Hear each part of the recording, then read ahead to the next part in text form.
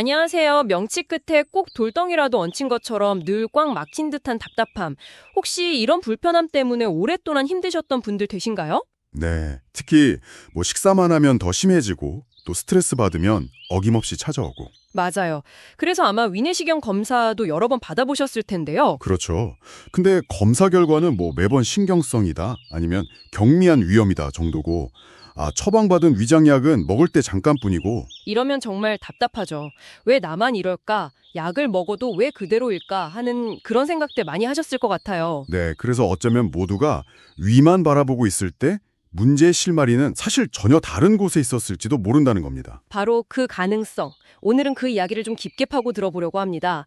오늘 저희가 나누는 이야기는요. 지난 15년간 위내시경 검사만으로는 잘 설명되지 않았던 이 고질적인 명치 답답함의 원인을 시보, 그러니까 소장 내 세균 과정식하고 담적이라는 관점에서 찾아오신 분이죠. 백록담 한의원 최연승 원장님의 글을 바탕으로 하고 있습니다. 네, 맞습니다. 오늘 이 시간을 통해서 지긋지긋하게 반복되는 그 명치 불편감의 진짜 원인이 될 수 있는 새로운 가능성을 좀 이해하시고, 더 이상 효과 없는 위장약에만 의존하는 게 아니라 문제 해결의 실마리를 찾아가실 수 있으면 좋겠습니다. 보통 명치가 불편하면 당연히 위염, 역류성 식도염 이런 위 문제를 떠올리잖아요. 네, 당연하죠. 근데 여러 번 검사를 하도 특별한 이상 없다 이런 소견 듣거나 기능성 소화불량이다 이런 진단받고 위장약 먹어도 영 효과가 없는 분들, 이런 분들이라면 이제 관점을 좀 바꿔볼 필요가 있다는 말씀이시군요. 그렇습니다. 약을 먹어도 효과 없고 내시경으로 봐도 떼끗하다면 문제는 정말 위가 아닐 수 있다는 거죠. 우리 소화관은 사실 식도부터 항문까지 하나의 긴 관으로 쭉 연결되어 있잖아요. 그렇죠. 네. 그래서 아래층, 그러니까 소장에서 문제가 생기면 그 영향이 위층인 위나 명치 부분까지 이렇게 올라올 수 있다는 겁니다. 근데 소장은 위보도 한참 아래에 있는데 거기서 생긴 문제가 어떻게 저 위 명치까지 영향을 준다는 건지 좀 바로 와닿지가 않은데요. 뭔가 좀 더 구체적인 설명이 있을까요? 아주 좋은 질문이세요. 최현승 원장님의 글에 따르면 핵심은 바로 소장에서 과도하게 발생한 가스입니다. 가스요? 네. 그리고 이 가스를 만드는 근본 원인이 바로 SIBO, 즉 소장 내 세균 과증식이라는 상태인 거죠. 소장에 비정상적으로 세균이 너무 많이 자라서 가스를 계속 만들어내는 거예요. 이걸 아래층에서 핀 풍선에 비유해 볼 수 있어요. 아래층에서 핀 풍선이요? 그건 어떤 거죠? 네. 그러니까 소장 상부 바닥에서 커다란 풍선, 이게 가스죠. 이 풍선을 계속 분다고 생각해 보세요. 그럼 풍선이 점점 커지면서 어떻게 될까요? 1층 천장을 밀어 올리겠죠? 2층 바닥을요? 맞습니다. 1층 천장이자 동시에 2층 바닥인 위나 횡격막이 아래로부터 점점 압박을 받게 되는 거죠. 분명 문제는 1층 소장에서 시작됐는데 정작 불편함이나 압박감은 2층, 즉 명치에서 느끼게 되는 겁니다. 그래서 SIBO 때문에 소장에서 발생한 그 가스 압력이 위를 아래에서부터 이렇게 밀어 올리면서 명치가 꽉 막힌 느낌, 그리고 조금만 먹어도 배부른 조기 포만감, 식후의 답답함이 더 심해지는 그런 증상들을 유발하는 거죠. 야, 이건 정말 생각의 전환인데요. 네, 맞습니다.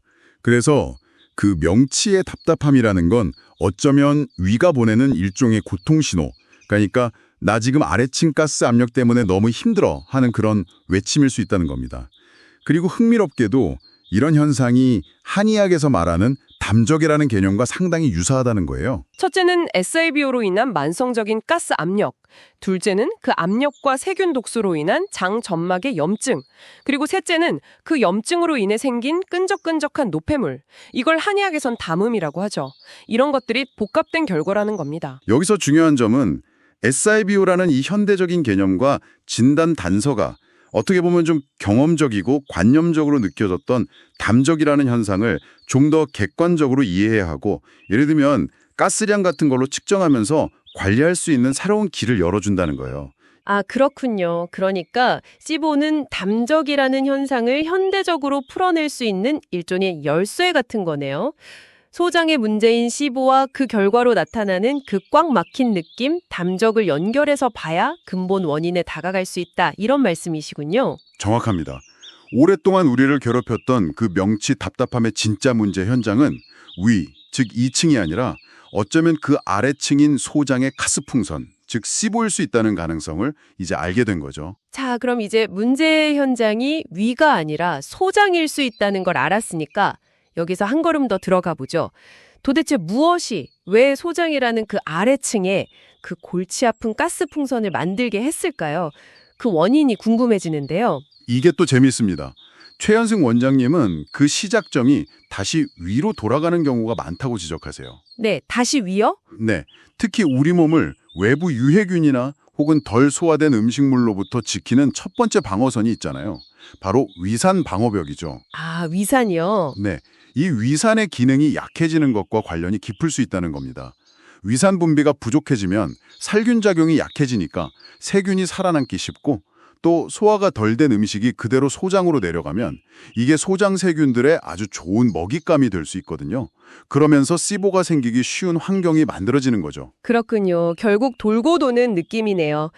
네, 오늘 우리는 이렇게 반복되는 명치 답답함이 위장약이나 내시경 검사로 잘 해결되지 않을 때 그 원인이 위가 아니라 소장의 세균 과증식, 씨보와 그로 인한 가스 압력일 수 있다는 점, 그리고 이것이 한의학의 담적 개념과 어떻게 연결될 수 있는지 백록담 한의원 최현승 원장님의 글을 통해 자세히 살펴봤습니다. 네.